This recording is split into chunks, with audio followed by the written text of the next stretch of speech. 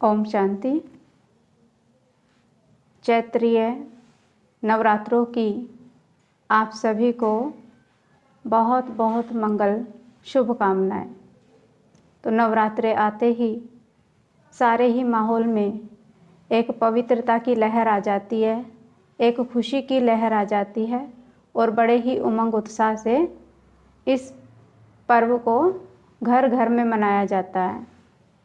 तो सबसे पहले दिन हम नवरात्रों में सबसे पहले दिन शैलपुत्री माता की आराधना करते हैं, शैलपुत्री माता की वंदना करते हैं और सभी भक्तजन यही चाहते हैं कि माता की अति कृपा हम पर हो और माता के आशीर्वाद हमें सदा मिलती रहे।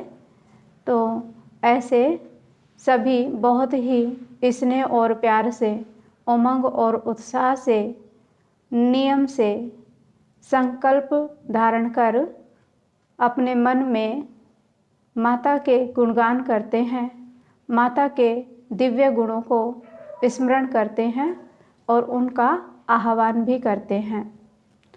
तो देखो, पौराणिक कथाओं के अनुसार कहा जाता है कि पहला नवरात्रा शैलपुत्री माता वो दक्ष प्रजापति के यहाँ हुआ था और उनका विवाह शंकर जी के साथ हुआ था। दक्ष प्रजापति ने अपने घर में एक बड़ा यज्ञ रखा जिसमें सभी देवी देवताओं को निमंत्रण दिया, सभी को बुलाया, लेकिन उन्होंने शंकर जी को नहीं बुलाया था और सती माता ने उनसे यज्ञ में जाने का आग्रह किया और शंकर जी के मना करने पर भी उन्होंने जिद की और वहाँ जाने के लिए अनुग्रह किया और वो यज्ञ में चली जाती हैं। लेकिन वहाँ जाने के पश्चात जब वो देखते हैं तो जो उनके जो मित्र संबंधी आदि होते हैं या उनके पिता ने भी शंकर जी के बारे में कुछ ऐसे शब्द यूज़ किए, कुछ ऐसे अपशब्द बोल दिए जिससे कि सती बहुत क्रोधित हो जाती हैं और वो अपनी जो शरीर था उसको ही उस अग्नि कुंड में स्वाहा कर देती हैं। तो ऐसी मान्यता है कि वही जो सती थी उनका अगला जन्म हिमालय की गोद में शैल नाम के राजा के यहाँ हुआ और वो दिव्य शक्ति के रूप में एक पवित्रता का वातावरण, एक दिव्यता का वातावरण को फैलाते हुए उस घर में उनका जन्म हुआ और घर में उमंग उत्साह की लहर फैल गई।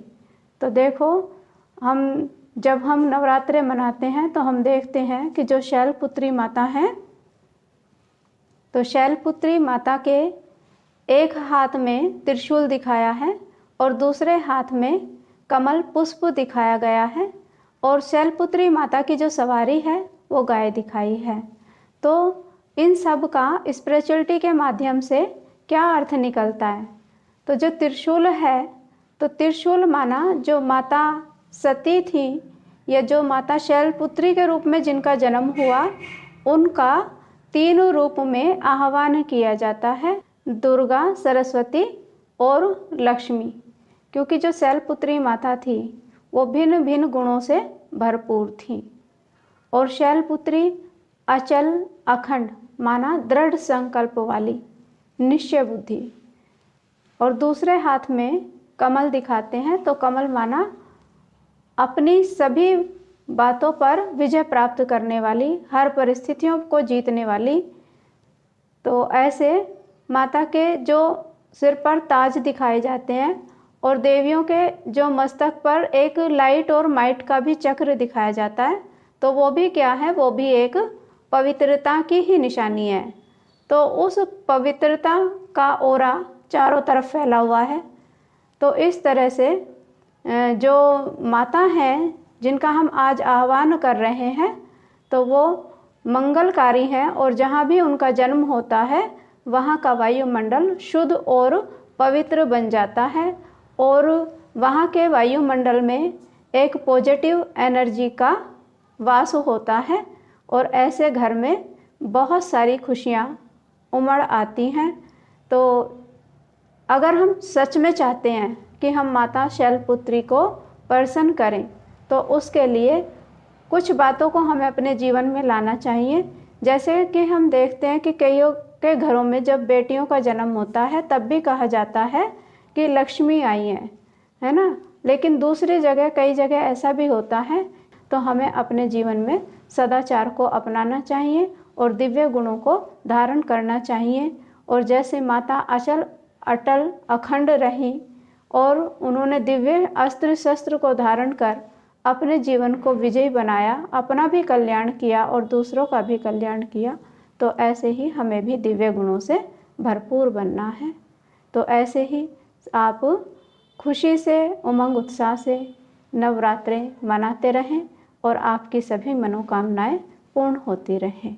ओम शांति।